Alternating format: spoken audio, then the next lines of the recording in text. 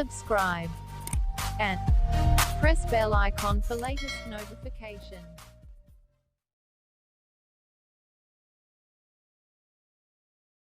Hello दोस्तों, मैं प्रगुण आप सभी का स्वागत करता हूं आपके अपने यूट्यूब चैनल टेस्ट फॉरवर्ड में। जैसे कि आप जानते हो कि हमारी साइंस की जो सीरीज चल रही है उसमें हमने सबसे पहले फिजिक्स स्टार्ट करी है और उसका हमने पहला चैप्टर जो मापन था वो हमने कंप्लीट कर लिया है और दूसरा चैप्टर भी हमने स्टार्ट कर दिया था मोशन जिसको कहते हैं गति, वो भी हमारा लगभग कंप्लीट हो गया है। एक दो इसके टॉपिक जो बचे हुए हैं उसको हम आज कंप्लीट कर देंगे, तो आज हमारा ये चैप्टर भी कंप्लीट हो जाएगा। उसके बाद हम इसके कुछ न्यूमेरिकल्स बचे हैं जो बहुत ज़्यादा इंपॉर्टेंट होते हैं आपके, चाहे एनटीपीसी के एग्जाम हो या एसएससी का कोई भी एग्जाम हो, उसके लिहाज से आपकी साइंस जो है वो बहुत इंपॉर्टेंट होती है। अगर आप रेलवे का अगर आप तैयारी कर रहे हो तो याद रखिएगा उसमें सबसे ज़्यादा जीएस का जो पार्ट है उसमें सबसे ज़्यादा आपको साइंस पार्ट देखने को मिलेगा। तो उसकी हम तैयारी जो कर रहे हैं वो हम बहुत अच्छे से करने वाले हैं। तो हम आज का जो टॉपिक है हमारा सेकेंड चैप्टर मोशन, उसमें हमारे गति के नियम हैं जो हम आज पढ़ने वाले हैं। तो एक चीज़ हम आपको पहले बता देना चाहते हैं, अगर आप हमारे यूट्यूब चैनल में पहली बार आए हो तो प्लीज़ चैनल को सब्सक्राइब कर लीजिएगा। और एक चीज़ की, अगर आप कोई भी वीडियो देख रहे हो हमारा तो उसको एक बार स्टार्टिंग से एंड तक जरूर देखा करिए, क्योंकि कभी कभी होता है कि बहुत से इंपॉर्टेंट फैक्ट हमेशा वीडियो के स्टार्टिंग में नहीं होते हैं, वीडियो के बीच में भी होते हैं, वीडियो के आखिरी में भी होते हैं। तो ऐसा नहीं कि आप उसको स्किप करते चले जाइए, तो जरूर देखा करिए, आपको कुछ ऐसी चीज़ें मिलेंगी जो शायद आप पहली बार पढ़ रहे हो या इंपॉर्टेंट है। तो चलिए हम आज का जो सेशन है उसको स्टार्ट करते हैं और उसमें हम आज का टॉपिक जो पढ़ने वाले हैं वो हम गति का नियम, उसको हम लिखते हैं गति के नियम।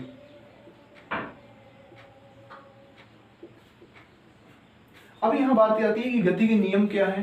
तो याद रखिएगा जो गति के नियम है वो सबसे पहले स्टार्टिंग जो करी थी वो की थी गैलीलियो ने। किसने की थी? गैलीलियो ने। उन्होंने एक्सपेरिमेंट के थ्रू एक बात बताई थी जिसको हमारे आइजैक न्यूटन, क्योंकि गति के नियम किसने दिए थे? सर आइजैक न्यूटन ने दिए थे, है ना। तो जो हमारी सबसे पहले स्टार्टिंग जो गति के नियम की थी वो हमारे गैलीलियो जी ने की थी। इसलिए हम कभी कभी जो गति की फर्स्ट नियम है उसको हम गैलीलियो का नियम कह देते हैं। एक्चुअली क्या होता है कि गति का जो एक्सपेरिमेंट किया था, जो बात स्टार्ट की थी वो हमारे गैलीलियो जी ने की थी, उसको आगे कैरी किया था हमारे न्यूटन जी ने। ठीक है, तो उन्होंने एक्सपेरिमेंट किया था, उसको हम आपको बता देते हैं। उन्होंने सिंपल से क्या किया था कि उन्होंने दो सतह ली थी। उन्होंने एक सतह ऐसे ली, याद रखिए घर्षण रही थी, यानी इसमें कोई भी घर्षण नहीं था। ठीक है, वो क्या थी? एकदम चिकनी सतह थी। उसको उन्होंने एक एंगल कोई भी दे दिया था, हम मान लेते हैं थीटा एंगल दे दिया था। और सेम क्या किया था कि इसी के बराबर उन्होंने एक दूसरी सतह ली, वो भी एकदम चिकनी थी और उसको भी सेम एंगल पे झुका के रख दिया ऐसे। ठीक है, अब उन्होंने क्या किया, एक बॉल ली कांच की गोल, उसको यहां से फिसलाया तो वो यहां पे ऐसे आई। अब क्या गई? वो ऐसे जाते जाते ऐसे गई इधर, और कहां तक गई? सेम हाइट तक गई जहां तक ये हाइट है ऐसे, यानी यहां तक गई। तो समझ में आ गई कि क्या हुआ कि यहां से बॉल गई और यहां तक पहुंच गई। यहां तक चीज क्लियर है। अब उन्होंने क्या किया? उन्होंने छोटा सा सिंपल से एक चेंज किया कि जो सतह पहले थीटा एंगल पे झुकी थी इसको उन्होंने थोड़ा और ज्यादा कर दिया, यानी ऐसे कर दिया। अब ये चेंज कर दिया, है ना। अब इसको चेंज कर दिया, हम मान लेते थीटा 1। अब क्या हुआ? बॉल तो यहां से आई लेकिन जाएगी कहां? इधर को जाएगी। तो इधर को बॉल गई और लेकिन वो जाएगी कहां तक? वहीं तक जाएगी जहां से जितनी ऊंचाई से वो बॉल नीचे आई है, सेम उसी हाइट तक वो जाएगी, भले उसको दूरी बहुत ज्यादा तय करनी पड़ जाए। तो ऐसे ऐसे ऐसे ऐसे वो हाइट यहां तक पहुंची इस प्रकार। ये चीज क्लियर हुई? ये एक्सपेरिमेंट हो गया। पहले उन्होंने दो थीटा बराबर पे झुकाया, अब इसको थोड़ा ज्यादा झुका दिया। इसके बाद उन्होंने क्या किया? इसके बाद उन्होंने एक सिंपल चेंजिंग कर दी कि ये जो सतह थी ना उसको एकदम प्लेन कर दिया। क्या कर दिया? एकदम प्लेन कर दिया, जीरो एंगल पे, यानी प्लेन सतह ऐसे। अब क्या होगा? अब क्या होगा आप सोच सकते हो। अब बॉल यहां से आएगी और वो सीधे चली जाएगी। कहां तक जाएगी? वो कहां तक जाएगी? वो उस हाइट को ढूंढेगी जितनी हाइट से वो नीचे आई है। क्या करेगी? उस हाइट को ढूंढेगी जितने हाइट से वो आई है, और वो जलती जाएगी, वो चलती जाएगी। कहां तक जाएगी? वो जाएगी अनंत तक। कब तक? अगर आप उसको पकड़ लेते हो तो रुक जाएगी, लेकिन वो क्या कोशिश करेगी कि इस हाइट को वो पकड़े इस हाइट की तलाश में वो अनंत तक चली जाती है, अनंत तक चली जाती है। अगर ये जो आपकी सतह है वो कैसी है, घर्षण रहित है, यानी इस पे कोई बल नहीं लग रहा, नहीं लग रहा ना, तो वस्तु सीधे चली जाएगी। बस ये एक छोटा सा एक्सपेरिमेंट किया था आपके गैलीलियो ने। यहीं से निकल के आते हैं आपके गति के नियम जो आज हम पढ़ने वाले हैं। आई होप आपको एक्सपेरिमेंट समझ में आया होगा, जिसको हम क्या कहते हैं, गैलीलियो, गैलीलियो का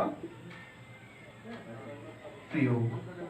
ठीक है, इसको हम क्या कहते हैं, इसको हम कहते हैं गैलीलियो का प्रयोग, जो उन्होंने सिंपल सा एक कांच की बॉल और दो सतहों के मध्य किया। चलिए यहां तक बात क्लियर हुई। अब यहां से नियम कैसे आए, इतना एक्सपेरिमेंट उन्होंने बताया, इसके बाद उन्होंने कुछ नहीं किया। इसके बाद जो सारा काम किया वो हमारे किया आइजैक न्यूटन ने। उन्होंने गति के नियम दिए, और ये दिए कहाँ, तो याद रखिएगा उन्होंने सन 1687 में, किसमें, 1687 में अपनी बुक प्रिंसिपिया, ये क्या, ये बुक का नाम है प्रिंसिपिया। इस बुक में इन्होंने इन नियमों का उल्लेख किया जिनको हम कहते हैं गति के नियम। ठीक है, क्या कहते हैं, इनको कहते हैं हम गति के नियम। और गति के नियम होते कितने हैं, गति के नियम होते हैं 3। और ये नियम आए क्यों, सिंपल सा है, किसी भी वस्तु की गति या उस पर कार्य करने वाले कोई भी बल है, इनके मध्य संबंध बताने के लिए या इनके बारे में जानकारी देने के लिए जो आपके नियम आए हैं उनको हम कहते हैं गति के नियम। ये चीज सिंपल। चलिए अब हम बात करते हैं कि गति के नियम होते कितने। तो याद रखिएगा गति के आपके 3 नियम होते हैं। कितने नियम होते हैं, गति के 3 नियम होते हैं, पहला, दूसरा और तीसरा।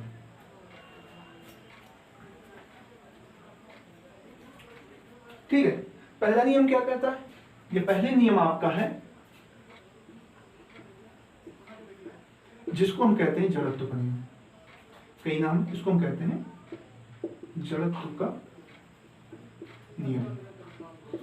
ठीक है, दूसरा है आपका गति का द्वितीय नियम, गति का द्वितीय नियम, इसको हम कह देते हैं संवेग परिवर्तन का नियम। संवेग परिवर्तन का नियम, ये चीज क्लियर हुई। अब गति का तृतीय नियम है, उसको हम क्या कहते हैं, याद रखिए जो गति का तृतीय नियम है उसको हम कहते हैं क्रिया प्रतिक्रिया का नियम। क्या, क्रिया प्रतिक्रिया का नियम। ये देखिए ये आपके 3 नियम हो गए जिनको हम कहते हैं गति के नियम। ठीक है, ये आपके 3 नियम हो गए जिनको हमने देख लिया। अब इनके बारे में हम पढ़ेंगे कि आपका पहला नियम क्या है, द्वितीय नियम क्या है, तृतीय नियम क्या है। ठीक है, चलिए हम पहले नियम की बात करते हैं। तो इसकी डिफिनीशन की अगर बात की जाए तो डिफिनीशन देखिए, डिफिनीशन इंपॉर्टेंट नहीं है, डिफिनीशन नहीं आती, उससे जो संबंधित कुछ टर्म्स होते हैं, शब्दावलियां होती हैं या उसके कुछ एग्जांपल्स होते हैं वो इंपॉर्टेंट है। अगर हम परिभाषा की बात करें कि पहला नियम क्या कहता है, तो पहला नियम सिंपल से एक चीज कहता है कि अगर कोई वस्तु रुकी है तो वो रुकी रहेगी, अगर कोई वस्तु गतिमान है तो वो गतिमान रहेगी। सिंपल सा, अगर कोई वस्तु रुकी है तो वो रुकी रहेगी, अगर कोई वस्तु रुकी है तो वो रुकी रहेगी, अगर कोई वस्तु गतिमान है तो वो क्या रहेगी, वो गतिमान रहेगी। कब तक, कब तक, जब तक उसमें कोई बाह्य बल ना लगाया जाए। बाह्य बल कैसा, असंतुलित बाह्य बल, ये याद रखिएगा, असंतुलित बाह्य बल होना चाहिए, तब वस्तु अपने स्थान से गति करेगी। ठीक है, कब तक रुकी रहेगी, जब तक उसमें लगने वाला बल है वो क्या हो, 0 हो, ये बल ना हो, तब तक वस्तु आपकी जिस कंडीशन में है उस कंडीशन में वो बनी रहेगी। और यही आपका क्या है, पहला नियम। लेकिन ऐसी कौन सी प्रॉपर्टी है भाई, ऐसी कौन सी क्वालिटी है जिसकी वजह से वो जैसी स्थिति में वैसी बनी रहेगी। कुछ वस्तु के अंदर होगा जिसकी वजह से वो अपनी स्थिति बनाए रखेगी, तो भाई उस स्थिति को या उस गुण को, उस प्रॉपर्टी को हम क्या कहते हैं, उसको हम कहते हैं गति का जड़त्व। क्या कहते हैं, उसको कहते हैं हम जड़त्व। यानी जड़त्व उस बल का नाम है जिसकी वजह से कोई वस्तु अपनी स्थिति बनाए रखती है। समझ में आ गया? चलिए अब हम बात करते हैं कि भाई जड़त्व क्या है। यहाँ पे एक नया टर्म आया कि जड़त्व, इसको कहते हैं इनर्शिया। तो जड़त्व क्या है? तो सिंपल से एक चीज याद रखिएगा, जड़त्व वो है कि अगर आपकी कोई वस्तु है, क्या है? वस्तु है और उसमें परिवर्तन हो रहा है। क्या हो रहा है? परिवर्तन। और किस टाइप का परिवर्तन? उसकी गति में, उसकी स्थिति में या उसकी दिशा में। ये क्या है? अगर कोई वस्तु है उसमें परिवर्तन हो रहा है, परिवर्तन कैसा? गति में परिवर्तन, स्थिति में परिवर्तन या उसकी दिशा में परिवर्तन। तो इस परिवर्तन का जो विरोध करता है, इस परिवर्तन का जो विरोध करता है, उस विरोध को हम कहते हैं जड़त्व। बात क्लियर हुई?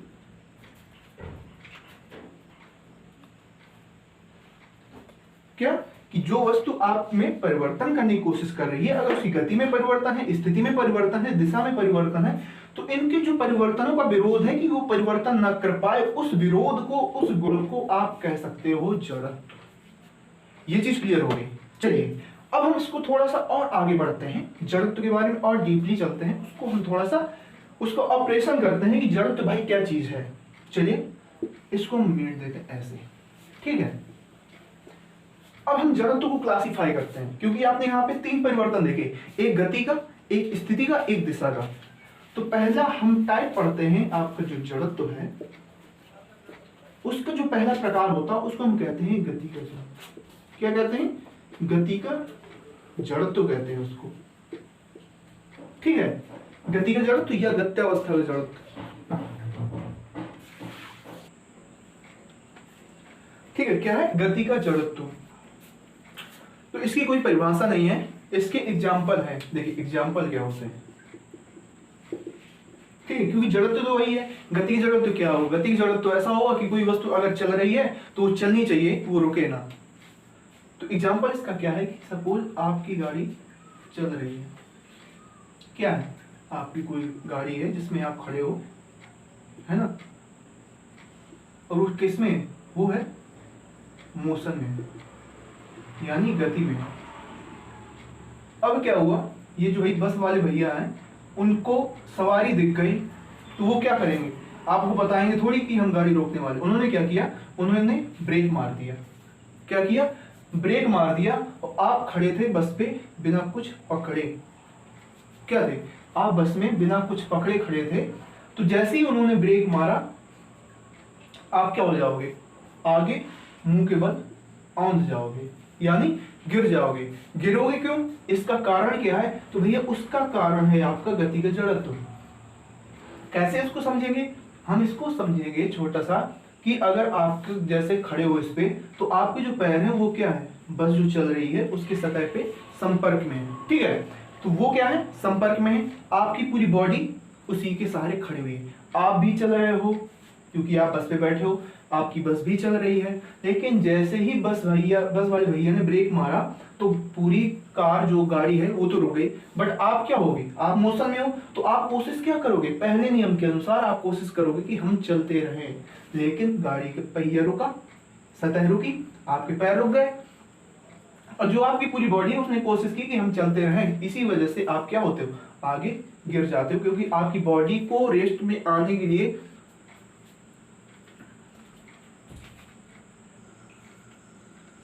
ठीक है। तो क्या हुआ? इस प्रकार आपके जो पैर थे वो तो संपर्क में थे नीचे, तो वो तो रुक गए, लेकिन आपकी जो बॉडी थी वो कैसी थी? वो गति में थी, तो वो क्या हो जाएगी? आगे गिर जाएगी। इसका जो सबसे बेस्ट एग्जांपल जो पूछा जाता है, ये तो देखिए ये कॉमन है, ये समझाने के लिए होता है, ये एग्जाम में नहीं आता। एग्जाम में क्या आता है कि कोई भी आपका धावक है, वो जब दौड़ता है तो जब लंबी कूद उसको मारनी होती है तो वो पहले से ज्यादा देर तक क्यों दौड़ता है, या लंबी कूद मारने से पहले वो क्यों दौड़ता है? उसके दौड़ने का रीजन क्या होता है? तो उसके दौड़ने का रीजन होता है आपका जड़त्व। लेकिन कौन सा जड़त्व? गति का जड़त्व। क्योंकि आपको यहाँ जड़त्व के एग्जाम्पल तो बहुत से, लेकिन आपको अलग अलग जड़त्व जो प्रकार है उनके हिसाब से आपको नियम पढ़ने होंगे। तो आपका जो नेक्स्ट आता है वो आता है धावक। धावक या एथलीट। क्या? एथलीट। ये जब लंबी कूद उसको मारनी होती है तो ये दौड़ता पहले है। क्यों दौड़ता है? इसी वजह से, क्योंकि जब वो उसको कूदना है, उसको ज्यादा कूदना है, अगर वो वहीं से खड़े खड़े कूदेगा तो आपकी बॉडी कैसे होगी, रेस्ट में होगी, तो वो कोशिश क्या करेगी कि मैं रेस्ट में रहूं, तो ज्यादा कूद नहीं पाएगी। लेकिन अगर आप यहीं से दौड़ते जा रहे हो तो आपकी बॉडी किस में हो जाएगी, आपकी बॉडी होगी गति में। तो ये आपकी जो बॉडी कोशिश क्या करेगी कि मैं गति में रहूं, इस वजह से वो आपकी गति के साथ वो लंबी कूद लगा सकता है। तो ये आपका रीजन किसका होता है, ये होता है आपका गति की जड़त्व। ये बहुत बार पूछा जाता है, बहुत इंपॉर्टेंट है ये कि एक एथलीट लंबी कूद मारने से पहले दौड़ता क्यों है। चीज क्लियर हो गई। चलिए, ये हमारा था गति का वो जड़त्व, पहला जो है उसका एग्जाम्पल। दूसरा एग्जाम्पल क्या आता है, आप जब भी ट्रेन से उतरते हो, तो चलती ट्रेन से देखिए उतरना नहीं चाहिए, लेकिन जब आप उतरते हो तो आपको ट्रेन के साथ कुछ देर तक दौड़ना पड़ता है। क्यों दौड़ना पड़ता है, इस वजह से क्योंकि आप ट्रेन में थे, आप गति कर रहे थे, आपकी बॉडी भी गति कर रही थी। अब क्या हुआ, जैसे आप ट्रेन से नीचे कूदे तो आपका सरफेस कैसा होगा, वो रुका हुआ होगा। अगर आप सीधे डायरेक्ट कूदोगे तो आप तो गिर जाओगे। तो आपको अपनी बॉडी को मोशन के साथ आपको थोड़ा सा रेस्ट मिलाने के लिए थोड़ा सा मोशन करना होगा। तो आप नीचे कूदोगे जैसे, तो आपको थोड़ा सा दौड़ना पड़ता है गति का जड़त्व की वजह से, जिससे कि आप गिरो ना। ठीक है, ये चीज क्लियर हो गई। चलिए,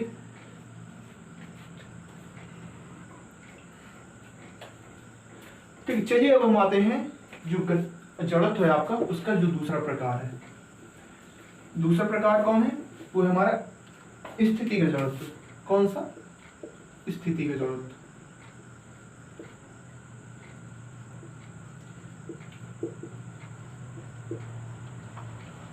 उसका भी छोटा सा वही एग्जांपल है कि अगर आप किसी कार में बैठे हो, ठीक है, सीट में टिक नहीं लगा है। अब सपोज क्या हो गया, आपकी कार अचानक से चलने लगी, तो आप तो पहले किस में थे, आप पहले विराम में थे। अब कोशिश क्या करोगे, अब भी कोशिश करोगे कि आपकी बॉडी विराम में रहे, लेकिन ऐसा होगा नहीं। क्यों नहीं होगा, क्योंकि आप जो बैठे हुए थे वो तो सीट पे बैठे थे ना। तो सीट आपकी किस में थी, सीट किसकी है, वो गाड़ी की है। अब वो चलने लगी, आपकी सीट चलने लगी, लेकिन उसके साथ आपका जो धड़ रखा हुआ है, आपका जो कमर के नीचे का जो भाग सीट के संपर्क में रखा हुआ है, वो क्या करेगा, वो चलने लगेगा आपकी कार के साथ। ठीक है, लेकिन वो जो शरीर का आपका ऊपरी भाग है वो कोशिश क्या करेगा, क्योंकि वो विराम में था तो वो कोशिश करेगा कि मैं अभी भी विराम में रहूं। इस वजह से आप क्या होते हैं, जब गाड़ी अचानक से चलने लगती है तो आप जो सर है अचानक से सीट में क्या होता है, भिड़ जाता है। ठीक है, ठीक है, ये था आपका एग्जाम्पल किसका, स्थिति के जड़त्व का। इसके बाद जो आपका एग्जाम्पल आता है वो आता है आपका गति, वो दिशात्मक, कैसा, दिशा का जड़त्व।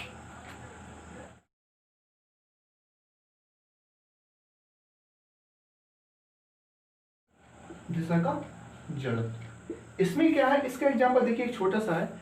एग्जांपल क्या है, जैसे सपोज आप एक रस्सी लिए हो, उसमें आपने एक पत्थर बांध लिया, ठीक है। अब वो क्या करे, आपने उसको घुमाया, पत्थर को क्या किया, घुमाया। तो आप अच्छे से जानते हो ये जिस भी जगह होगा उसकी डायरेक्शन क्या होगी, ऐसे होगी, होगी कि नहीं होगी, है ना, ऐसे होगी। लेकिन सपोज क्या हो गया, सडनली ये बीच से रस्सी टूट गई, क्या हुआ, ये बीच से रस्सी टूट गई। तो अब क्या करेगा, ये ऐसा तो है नहीं कि आपकी रस्सी टूट गई फिर भी ये गोल गोल घूमता रहे, नहीं, ऐसा नहीं होगा। वो जिस क्षण आपकी ये डोरी टूटेगी, उस क्षण वो जिस बिंदु होगा उसी रास्ते वो चलने लगेगा, चला जाएगा। सपोज वो इस पॉइंट पे आपका पत्थर आया और यहीं पे रस्सी टूटी, तो ये इसकी दिशा जो होनी चाहिए वो इसी दिशा में चली जाएगी। यही होता है आपका किसका, दिशा का जड़त्व। इसका छोटा सा एग्जाम्पल है। चलिए फिर से हम घूम के आते हैं आपके पहले नियम पे। तो पहला नियम आपको हमने बोला कि कोई वस्तु अगर गतिमान है तो गतिमान रहेगी, अगर कोई वस्तु विराम अवस्था में तो वो विराम में रहेगी, जब तक उस पर कोई भी बाह्य असंतुलित बल न लगाया जाए। अब यहाँ पे एक नया वर्ड आता है, बल क्या है, बल क्या है, तो छोटी चीज याद रखिएगा, बल,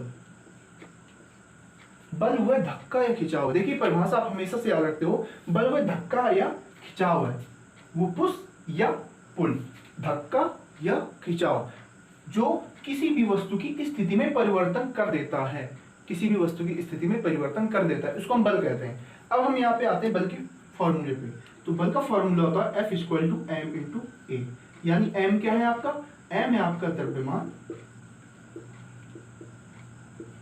और a है आपका त्वरण। ठीक है, इन दोनों का मल्टीप्लाई आपका क्या कहलाता है, बल। चीज क्लियर हो गई। अब हम बात करते हैं इनके मात्रक की। तो जो बल का मात्रक होता है वो होता है आपका किलोग्राम मीटर प्रति सेकेंड स्क्वायर अगर हम इसको दूसरी बात करें, दूसरी इसको क्या कहेंगे, उसको हम कहते हैं न्यूटन। क्या है? न्यूटन। क्यों? क्योंकि ये हमारे नियम किसने दिया? न्यूटन ने। ठीक है, तो कई बार ये क्वेश्चन आया करता है कि आपकी जो बल की परिभाषा है वो सबसे पहले कहाँ मिलती है? तो बल की परिभाषा आपकी गति के पहले नियम से मिलती है। यहाँ पे छोटा सी एक चीज और याद रखिएगा, जो हमने आपको जड़त्व बताया ना, जड़त्व, तो अगर आप कोई भारी चीज को धक्का मार रहे हो तो आसानी से नहीं जाएगी, लेकिन अगर आप किसी हल्की चीज को धक्का मार रहे हो तो आराम से खिसक जाएगी। तो याद रखिए जो जड़त्व होता है वो द्रव्यमान के डायरेक्टली समानुपाती होता है। यानी अगर कोई भारी चीज है तो उसका जड़त्व क्या होगा? भारी चीज है उसका जड़त्व क्या होगा? अधिक होगा। आप उसको आसानी से उस जगह से नहीं हटा सकते। ठीक है, ये इसके दो कॉन्सेप्ट थे। अगर हम इसकी डायमेंशंस की बात करें विमा की, तो इसकी विमा क्या हो जाएगी? आप जानते हो किलोग्राम है, किलोग्राम को हम क्या लिखते हैं? कैपिटल एम लिखते हैं। और ये आपका क्या है? त्वरण है, त्वरण को क्या लिखते हैं? LT-2। तो ये आपका क्या आ गया? MLT-2। ये आपकी बल की विमा आ गई। ठीक है, याद रखिएगा कि बल की जो परिभाषा आती है वो गति के पहले नियम से आती है। चलिए हम चलते हैं गति के द्वितीय नियम पे। वो गति का जो द्वितीय नियम है वो क्या कहता है?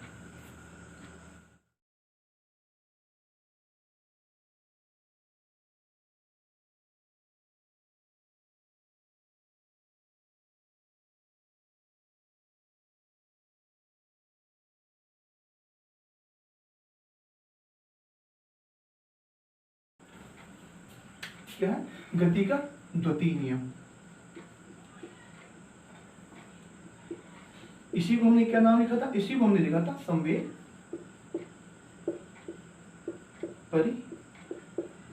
परिवर्तन का नियम। अब यहाँ पे एक नया टर्म आ जाता है संवेग परिवर्तन, क्योंकि जो इसकी परिभाषा होती है ना, परिभाषा होती है संवेग परिवर्तन की दर बल के समानुपाती होती है। क्या होती है? संवेग परिवर्तन की दर बल के समानुपाती होती है। लेकिन उसके पहले हमको संवेग समझना पड़ेगा क्या होता है। तो हम इस साइड आ जाते हैं बोर्ड के, अब यहाँ लिखते हैं संवेग। ठीक है, संवेग मोमेंटम। तो याद रखिएगा जो संवेग होता है ना वो किसी वस्तु का वह गुण होता है जो उसके वेग के कारण उत्पन्न होता है। कैसे?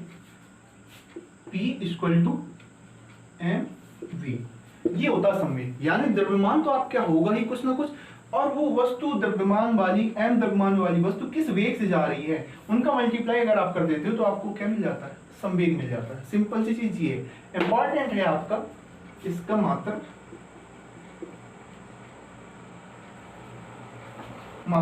इसका मात्रक क्या होगा? आप जानते हो m क्या है? किलोग्राम है ना, तो इसको हम लिख देते हैं किलोग्राम।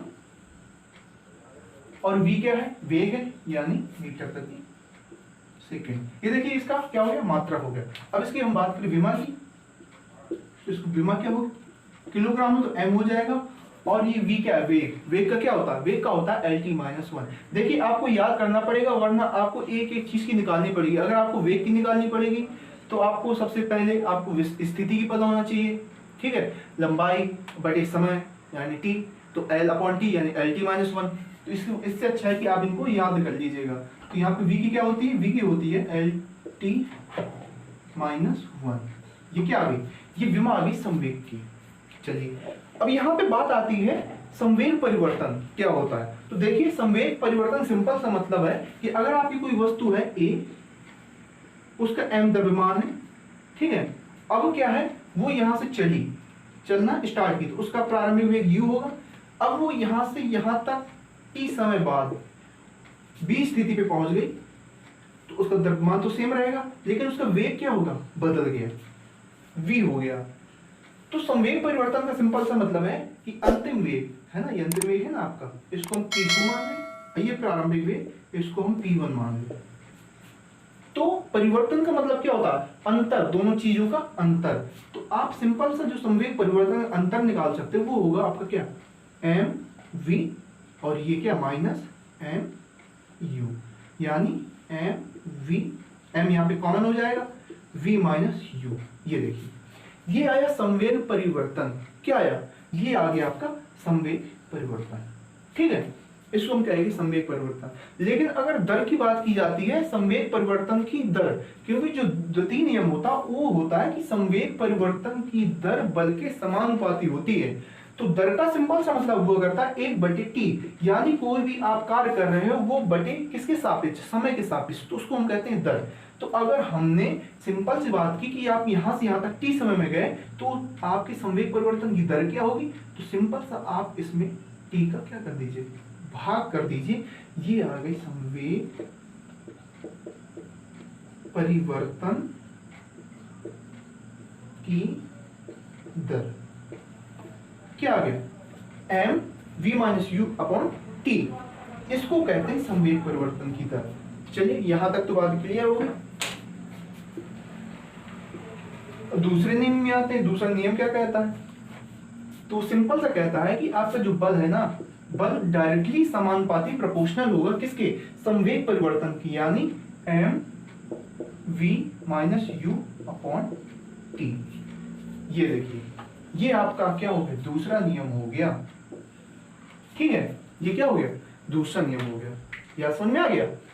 अब जो हमने आपको एक पहले जो हमने नियम में आपको बल की जो फॉर्मूला होता है m इंटू ए, एक्चुअली वो वहां से नहीं निकला, वो हमने आपको एक जगह बता दिया कि आप सिंपल से अगर आप बल की बात कर रहे हो तो आप हमने आपको सारी चीजें बता दी है। लेकिन जो बल के नियम से जो उसका परिमाण है कि बल की कितनी मात्रा होगी, कितना बल किसी वस्तु पे कार्य करेगा, वो आपको मिलता है द्वितीय नियम से। अब मिलता कैसे वो हम आपको बता देते हैं। देखिए यहाँ पे समानुपाती के चिन्ह हटा के हमने एक कोई अपना कांस्टेंट हटा लगा दिया। ठीक है, अब लिख लिया m v minus you upon T. चलिए अब याद कीजिए गति के समीकरण का पहला नियम, यानी v बराबर u प्लस ए टी। यहां से एक चीज हमारी निकलती है, v माइनस यू इधर आ गया, माइनस यू बराबर ए टी, और टी हमें निकालना है या ए निकालना है, तो हमारा ए बराबर क्या हो जाएगा, v minus you upon T. अब आपको ये चीज जानी पहचानी लग रही होगी यहाँ पे कि अगर आपने v minus you upon T की जगह आप अगर a रख दोगे तो आपका f equal to M A आ जाएगा। और यही हमने आपको पहले नियम में बताया कि बल कितना कार्य करेगा, बल आपका कार्य करेगा m इंटू ए। ठीक है, तो अगर क्वेश्चन आता है कि जो बल के परिमाण यानी बल की कितनी मात्रा है, मात्रा का उल्लेख किस नियम से होता है, तो आपका किससे होगा, वो होगा आपके द्वितीय नियम से। ठीक है, यहां तक चीज क्लियर हो गई। चलिए अब यहां पे आती है बात एग्जाम्पल की, किसके, संवेग के।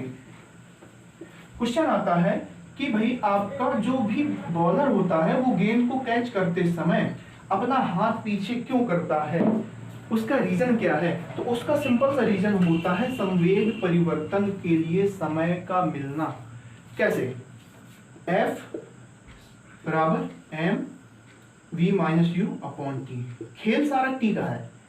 अगर सपोज जो अपना हाथ पीछे ना करे, वो हाथ ऐसे किए, अब उसने हाथ पीछे किया, यानी उसको यहां से यहां तक लाने में उसको कुछ समय लगा, यानी अगर वो यहीं पे बॉल पकड़ लेता उसको समय कम लगता, लेकिन वो हाथ यहां तक लाया उसको समय ज्यादा लगा। तो समय अगर भाई साहब आपका ज्यादा लगा तो आप यहाँ पे देख सकते हो ये दोनों एक दूसरे के व्युत्क्रम हैं, यानी f यहाँ पे क्या होगा, कम होगा, क्योंकि आप ज्यादा संख्या से भाग दे रहे हो तो आने वाला आंसर आपका ऑटोमेटिकली कम होगा, और इसी वजह से आपके हाथ में चोट नहीं लगती है। ये रीजन होता है आपका कि कोई भी गेंदबाज हाथ को पीछे करके बॉल क्यों पकड़ता है, किसकी वजह से, संवेग परिवर्तन के लिए उसको समय मिल जाए। अगर उसको समय मिलेगा तो वो क्या होगा, वो सिंपल सा उसके हाथ में चोट कम लगेगी। चलिए ये था आपके गति का द्वितीय नियम। अब बात करते हैं हम गति के तृतीय नियम की, कि गति का तृतीय नियम क्या है।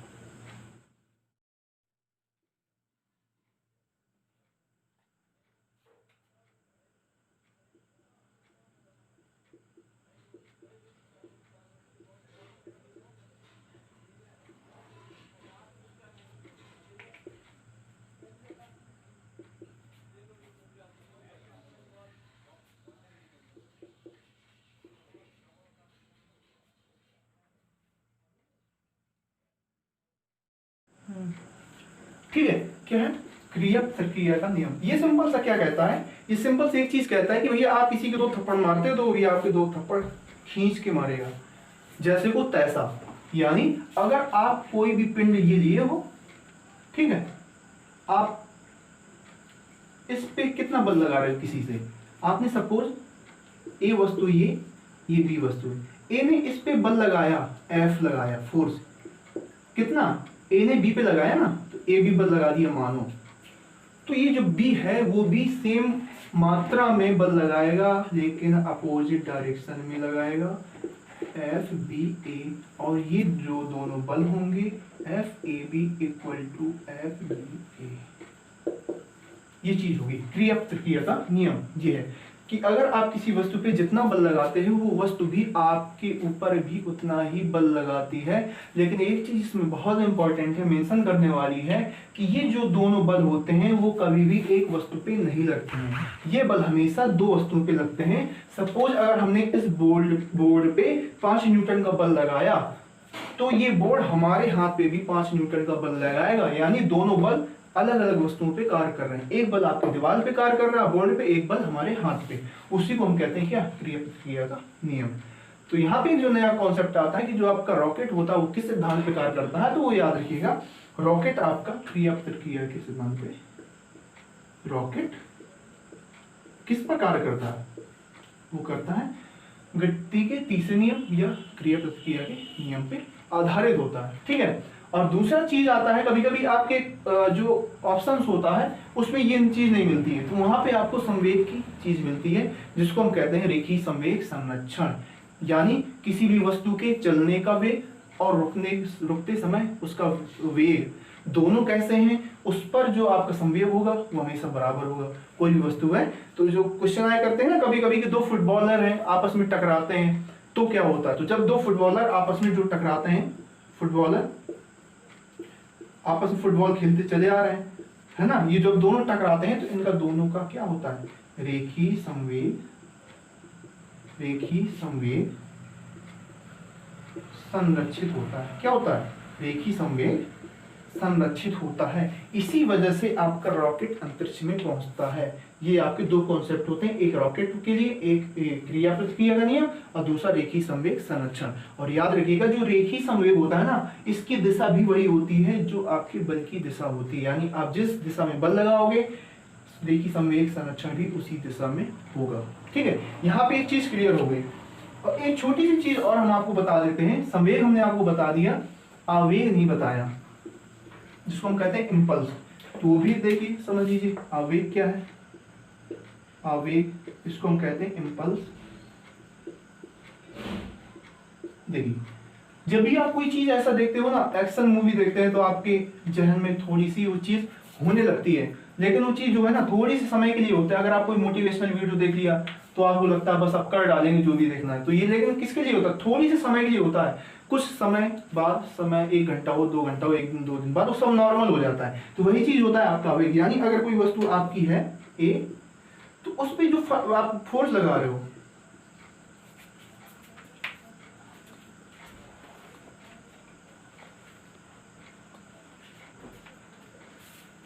तो वो जो आप फोर्स लगा रहे हो एफ, कितने समय तक लगा रहे हो, देखिए बहुत ज्यादा समय नहीं होता, कुछ समय होता है, तो उस समय का जो आपका एफ है और किस समय तक आप लगा रहे हो टी, इन दोनों का जो मल्टीप्लाई होता है वो आपका इम्पल्स कहलाता है। इसी को हम कहते हैं आवेग। क्या कहते हैं, इसी को हम कहते हैं आवेग।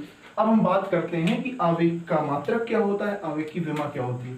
तो जो मात्रक होता है आवेग का, वो आपका क्या होगा, बल, है ना, यानी न्यूटन सेकेंड, एक तो ये होगा, और दूसरा क्या होता है, दूसरा आपका हुआ करता है किलोग्राम मीटर प्रति सेकेंड स्क्वायर इनटू समय। समय का क्या हो जाएगा, समय का फिर से सेकेंड, एस का लिए क्या हो जाएगा, किलोग्राम मीटर प्रति सेकेंड। आई होप आपको समझ में आया होगा। अगर इसकी विमा निकालें तो क्या आ जाएगी, विमा आ जाएगी आपकी एम एल टी माइनस 1। यहां से दो चीज क्लियर होती हैं।